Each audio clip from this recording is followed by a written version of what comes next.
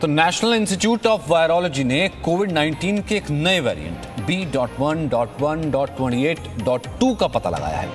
ये variant United kingdom और Brazil से भारत आया है और जो ब्राजील से लोग भारत आए हैं उनमें भी ये मिला है। नया वेरिएंट संक्रमित लोगों में गंभीर लक्षण पैदा कर सकता है।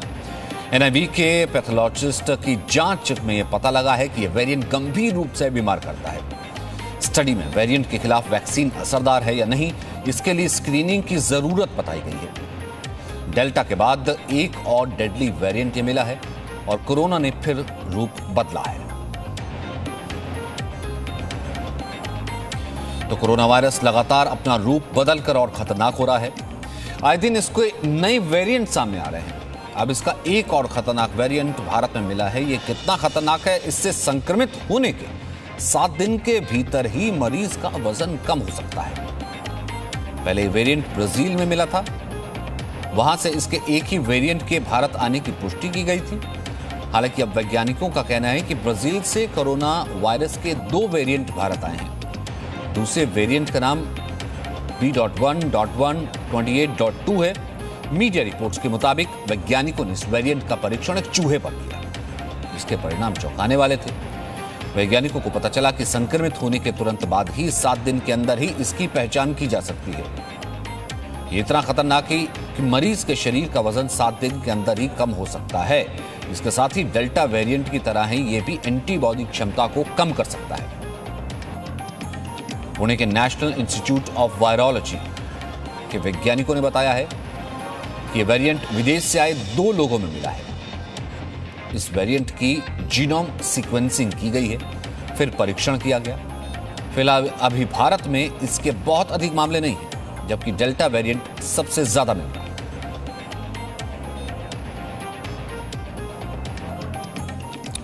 वहीं NIV पुणे के मुताबिक कोवैक्सीन नए वेरिएंट के खिलाफ ज्यादा असरदार साबित होगी।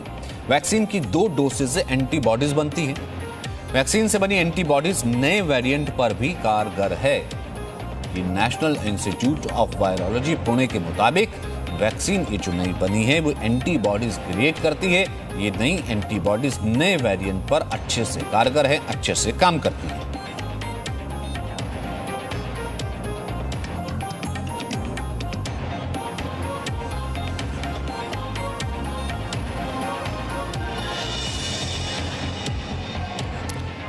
वहीं महाराष्ट्र में कोरोना के 47 रूप फिलहाल पाए गए हैं। महाराष्ट्र में 47 बार कोरोना वायरस ने रूप बदला है। 3 महीने के दौरान अगर हम बात करें तो अलग अलग जिलों में नए नए वेरिएंट आए हैं। अलग अलग दवाओं की वजह से म्यूटेशन भी बढ़ा है। वैज्ञानिक वायरस के एस प्रोटीन में सबसे ज्यादा म्यूटेशन पुणे, मुंबई, ठाणे और नासिक में देखने को मिला है। वायरस ने ज्यादा रूप बदला है तो अलग अलग दवाओं की वजह से म्यूटेशन बढ़ा है, ये वैज्ञानिक कह रहे हैं।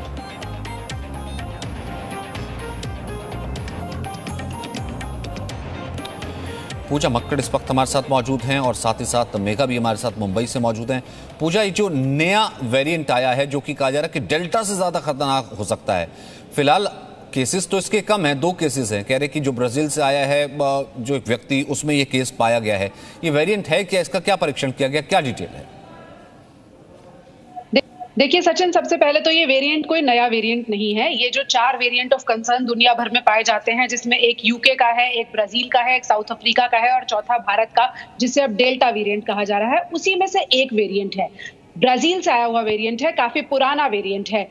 नई बात सिर्फ ये है कि NIV पुणे ने इस पर एक स्टडी की और ये पाया कि जब ये वेरिएंट किसी को संक्रमित करता है तो उसका वजन जो है वो तेजी से कम होने लगता है और उसके जो असर हैं वो गंभीर होते हैं। लेकिन ये स्टडी हैमस्टर्स पर, यानी कि चूहों की एक प्रजाति पर की गई है। ये स्टडी इंसानों पर नहीं की गई है।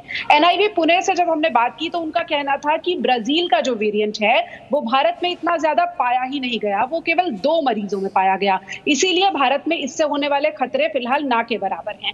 दूसरी बात जो उन्होंने कही वो ये कही कि भारत में इस वक्त डेल्टा वेरिएंट इतना ज्यादा ताकतवर हो चुका है कि उसने चाहे यूके वेरिएंट हो, चाहे ब्राजील का ये वाला वेरिएंट हो जिसकी हम बात कर रहे हैं, इन सब के असर को कम कर दिया है और पीछे छोड़ दिया है। और ऐसे में अगर भारत को किसी वेरिएंट पर ध्यान रखने की जरूरत है तो वो सिर्फ डेल्टा वेरिएंट, जिसे लोग B.1.617.2 के नाम से भी जानते हैं, उस पर ध्यान देने की जरूरत है, क्योंकि वो इस वक्त भारत के हर हिस्से में तेजी से फैला हुआ है और अभी आने वाले कुछ महीनों तक वैज्ञानिकों का ये मानना है कि ये वेरिएंट इतना ताकतवर रहेगा कि इसकी वजह से जो यूके वेरिएंट था या जो ब्राजील का वेरिएंट था, जिनके नाम भी अब अलग कर दिए गए हैं अल्फा, बीटा और गामा के हिसाब से, उनके असर भी बेहद कम हो गए हैं और अब उसके केसेस भी बेहद कम देखने में आ रहे हैं। लेकिन चूहों पर की गई एक स्टडी में ये जरूर देखा गया कि ब्राजील का जो वेरिएंट है, जब किसी को संक्रमित करता है तो उसका वजन घट जाता है और उस पर कई वैक्सीन भी काम नहीं करती हैं। लेकिन साथ ही साथ वैज्ञानिकों ने कहा कि भारत में इसका फैलाव हुआ नहीं है और जिस लिहाज से डेल्टा वेरिएंट फैला हुआ है,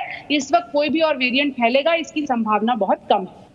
वहीं मेगा एक चीज और कही जा रही है, कम से कम महाराष्ट्र का जिक्र करें तो ये स्टडी ये भी कहती है नेशनल इंस्टीट्यूट ऑफ वायरोलॉजी की 47 नए वेरिएंट जो है कुल मिलाकर के कोरोना के जो है महाराष्ट्र में सामने आए हैं अलग अलग जिलों में, उसने रूप बदला है। तो ये क्या दिखाता है? सचिन, जो महाराष्ट्र में जो वेरिएंट जो स्वरूप दिखे हैं कोरोना से, उससे मतलब शास्त्रज्ञ भी है वो आश्चर्यचकित हुए हैं।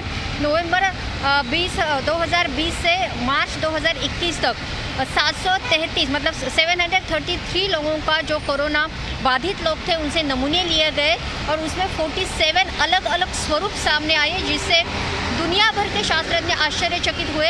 उसमें से 500 के ऊपर कुछ वेरिएंट से उसका जो सीक्वेंस है वो लगाने में शास्त्रज्ञों को सक्सेस मिला, लेकिन बाकी के जो चेन थे या बाकी के जो स्वरूप थे उनको सीक्वेंस लगाना शास्त्रज्ञों के लिए भी बहुत बड़ा मुश्किल साबित हो गया। और इस वेरिएंट को चलते अमेरिका हो, ब्रिटेन हो, फ्रांस हो, इटली हो, इन देशों में भी एक तरह से एक डर बैठ गया, क्योंकि इस तरह के जो वेरिएंट्स हैं वो कहीं नहीं दिख रहे थे। और सबसे इम्पोर्टेंट बात है कि ये सब महाराष्ट्र के शहरों में नहीं, तो महाराष्ट्र के रूरल एरियाज़ में भी वेरिएंट्स दिख रहे हैं और जिसके चलते पूरे महाराष्ट्र में एक अलग सिचुएशन बीच में हम देख सकते थे, एक भयंकर परिस्थिति निर्माण हो गई है और अभी भी उस तरह की कुछ हालात है। जी पूजा, इसे कैसे देखा जाए? ये यूजुअल है जिस तरीके के वेरिएंट रूप बदल रहा है डेल्टा, और एक स्टडी कहती है कि डेल्टा से ज़्यादा खतरनाक वैक्सीन काम नहीं करती है। फिर नेशनल इंस्टीट्यूट ऑफ वायरोलॉजी ये भी कहता है कि कोवैक्सीन जो है, जो नए वेरिएंट आ रहे हैं उन पर असरदार साबित हो सकती है। ये यूजुअल है क्या? ये इसी का पड़ाव है जो वेव चल रही है, या फिर ये अनयूजुअल है, ये बिल्कुल अलग है? देखिए, महाराष्ट्र में जो 47 नए रूप देखे गए सचिन, वो वेरिएंट नहीं है, वो वेरिएंट के म्यूटेशन है। डेल्टा वेरिएंट महाराष्ट्र में सबसे ज्यादा प्रभावी देखा गया, जिसे B1617.2 भी हम कह रहे हैं, जो उसका सबसे खतरनाक रूप होता है। B1617 के 3 रूप थे और ये उन 3 रूपों के फर्दर म्यूटेशंस हैं। जब किसी राज्य में बहुत तेजी से संक्रमण फैलता है, जैसा कि महाराष्ट्र से शुरुआत हुई थी डेल्टा वेरिएंट के फैलने की, तो वहां जीनोम सीक्वेंसिंग की जाती है, जो कि महाराष्ट्र के केस में भी गई और इस स्टडी में ये सामने आया कि उसके 47 नए रूप सामने आए हैं। ये 47 नए रूप नए वेरिएंट नहीं है, ये 47 म्यूटेशंस हैं। वायरस का म्यूटेशन एक बहुत ही यूजुअल प्रोसेस होता है, एक कॉमन प्रक्रिया होती है। ये जो स्टडी है, ये मोटे तौर पर वैज्ञानिकों को ये समझने में मदद करती है कि कोई म्यूटेशन ऐसा ना हो कि वो बहुत ज्यादा खतरनाक होकर नया रूप ले ले। आज के जो आंकड़े हैं भारत के, जो 1 लाख से नीचे मामले चले गए हैं, वो ये बता रहे हैं कि डेल्टा वेरिएंट जितना नुकसान पहुंचा सकता था उतना नुकसान पहुंचा चुका है, या और भी जो वेरिएंट ऑफ कंसर्न भारत में मौजूद हैं, चाहे वो यूके हो, ब्राजील हो या साउथ अफ्रीका हो, कुल मिलाकर अब उनका असर धीरे धीरे कम हो रहा है। तो अब वैज्ञानिकों की जो नजर है वो इस बात पर है कि जो केसेस आ रहे हैं उनमें कहीं कोई नया म्यूटेशन तो नहीं हो रहा, और वो नया म्यूटेशन कहीं जानलेवा तो साबित नहीं हो जाएगा। तो ये स्टडी उस लिहाज से की गई है। दूसरी बात, ये जो स्टडी की गई 47 नए रूप वाली, ये 3 मई की स्टडी है। 3 मई को ये स्टडी पूरी कर ली गई थी। अब 1 महीने से ज्यादा का वक्त बीत चुका है, तो ये जो स्टडी की गई थी, ये म्यूटेशंस भी अब हम आसान भाषा में कहें तो कहें ठंडे पड़ सकते। ठीक है पूजा, बहुत बहुत शुक्रिया फिलहाल इस बातचीत के लिए, और मेगा आपका भी शुक्रिया। Presenting B News app available on Google Play and App Store. Download it now.